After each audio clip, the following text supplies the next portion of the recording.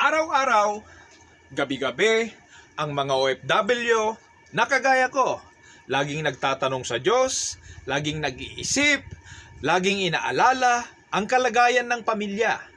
Kaya naman, laging tinatanong kung ano ba ang tamang negosyo para pag-uwi ay mayroon ng kapalit ang trabahong nandito sa gitna ng disyerto.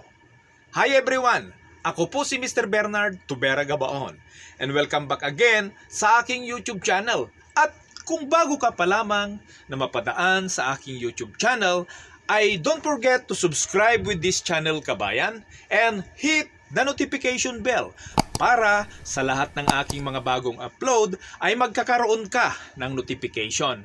At don't forget to likes at i-share mo sa iyong mga kakilala. Kaya naman, sa gabing ito mga kabayan, ay pag-uusapan natin o magbibigay ako ng dalawang tips na ito ay magagamit mo kapag ikaw ay nag-exit o di kaya kahit kung ikaw ay ordinaryong tao na nandiyan sa Pilipinas, kabayan, kahit konti lang ang pera mo, kahit 2,500 ay pwede ka nang mag-umpisa ng negosyong ito. At anong negosyong ito mga kabayan? Ang negosyong ito mga kabayan ay kakaunti lang din ang pumapansin sa negosyong ito. At ito kabayan, ang negosyong ito, umpisahan na natin. Ito ay ang paggagawa mo ng barbecue o di kaya adobo, maliit ang puhunan nito. Ito ay ang Adidas o di kaya paa ng manok. Kabayan, halos bargain na ito kung tawagin itong mga paa ng manok. Ngunit alam mo ba kabayan na ito ay pinagkakakitaan ng pera? At ito ay nagbibigay sa iyo ng malaking pera? Kung ito ay tiyagain mo, i-research mo at tignan mong maigi at gawin mo, kopyahin mo ang mga ginagawa ng mga ibang tao na ito ay kanilang negosyo. Mayroong gumagawa ng barbecue, mayroong gumagawa ng chichirong Adidas at mayroong nag-aadobo, ginataan ang paa ng manok. Ito ang kanilang kinabubuhay dahil sila ay nagtitiwala at mayroong positive thinking kabayan. Positibo ang kanilang pag-iisip at ang kanilang puso, isipan sa pagnenegosyo ay mayroon silang misyon. Hindi lang sila nagninegosyo dahil sa sarili nilang kapakanan. Ngunit ano ang iniisip ng mga taong may pusong nagninegosyo ng ganitong negosyo? Ito, inaabot nila ang pangangailangan ng masa. Alam naman natin na ang buhay ng mga Pilipino karamihan ay nasa extreme poverty at nasa poverty line. Kaya't iniisip nila kung ano ang maibibigay nilang tulong na sila ay kikita at magbenepisyo din ang mga Pilipino na bibili ng mga negosyong ito o yung mga pagkaing ito.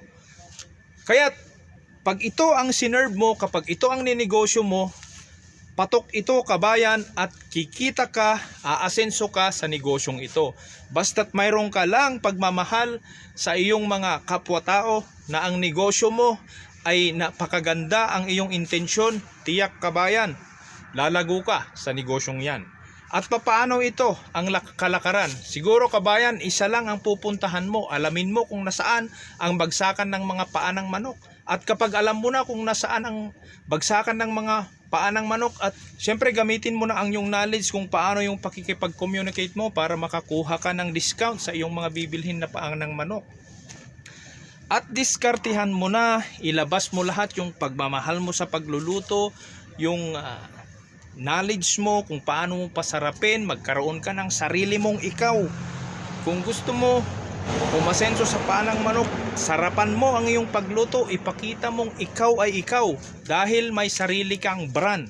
Kaya yan kabayan, malaki ang kita mo dito sapagkat yung isang tusok, alam mo kabayan, yung isang tusok na dalawang paa ng manok, pwede mong ibenta yon ng 15 pesos.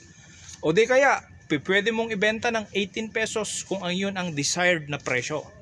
Kaya kabayan, aralin mo ito.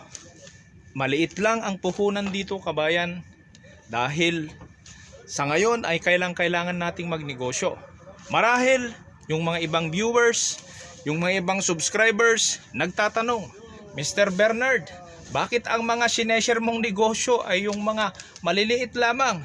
Syempre, kabayan, may kasabihan tayo, a long journey begins with a single step. Kaya tayo mga kabayan, since hindi pa naman tayo bihasa sa pagninegosyo, kailangan nating magsimula sa baba pataas. para pagdating ng tamang panahon, tayo ay hinog na hinog. May kasabihan na huwag kang matakot magkamali, huwag kang makatakot bumagsak sa negosyo. Pero mayroon pa naman tayong paraan, kabayan, na magagawa. Ito ay kung tignan natin ang risk assessment ng ating negosyo. Lagi nating tinitignan kung nasaan yung risk assessment at kung ano ang pwede nating i-correct natin para maiwasan natin yung sobrang madaming pagkakamali. Of course, when it comes to business, that is right. There is a saying in the safety that if you learn from your accident, then it's too late because you already damaged. So better in business also we can apply that we must learn from the mistake of others, so that if we can adapt then more, we can flash our mistakes. So we can define and arrive to a conclusion that failure is a part of success. Mga kabayan, if we attain success, remember that success begets success. Kabayan, ang pangalawang pagkakakitaan natin kung tayo ay nag-exit o di kaya kung ikaw ay ordinaryong tao na nandiyan sa Pilipinas, ay pwede tayong mag-buy and sell ng manok. Antabayanan nyo yan mga kabayan, panuorin nyo ang video na ito dahil ipapakita ko kung paano tayo magkakapera sa pagbebenta o pagbabay and sell ng manok. Pero bago tayo magpatuloy mga kabayan, sa pangalawang pagkakakitaan natin na tips natin sa gabing ito ay shout out muna kay Robert Santos, yung kaibigan natin na payaman talaga ang kanyang buhay. At kay P. Magadia, shout out. At sa lahat ng aking mga supporters at saka viewers, shout out po sa inyong lahat. At sa mga Kandonyans, shout out po. At ito na mga kabayan, ang sinasabi ko ng pangalawang pagkakakitaan natin sa buy and sell ay napakasimple. Simple lamang po. Kung ikaw ay may pera, kahit 2,000 lang yung pera mo, simple logic lang po. Bibili ka ng manok, ang presyo ng live na manok ay 120 kada kilo. Kung mayroon kang 1,200, 10 kilo na yung bibilhin mo. Pero bago ka magpuntang bumili ay i-canvas mo muna. Try mo lang ito, idea lang ito, pero yung mga iba mas malalaki ang binibili nila, mas marami ang binibili nila. Sa 10 manok na live weight ay babayaran mo ng 1,200 pesos ito. Kapag ibenta mo ito, pagkakuha mo, ibenta mo agad ng 1,400. Kaya may kita ka doon na 200. Napakadali. How much more kung 20 ang kunin mo? So doble. So ganon lang kasimple yun kabayan. So yan mga kabayan ang ating negosyo na pwede nating umpisahan kung tayo ay nag-exit na o kahit kung tayo ay ordinaryong tao na nandiyan sa Pilipinas. Maganda po yung mga dalawang negosyo na naipakita natin. Maliit ang puhunan, madaling gawin, mabilis kumita dito. Kaya sana mga kabayan ang vlog na ito ay nakatulong po sa ating lahat. Sana po lagi tayong magtiwala sa Diyos at magkaroon tayo ng diskarte sa buhay. At lagi nating ugaliin na magtabi sa ating mga kinikita. Upang sa ganun, kung magkaroon man tayo ng problema ay mayroon tayong mabubunot. Kaya may kasabihan na kung may sinuksok, may mabubunot.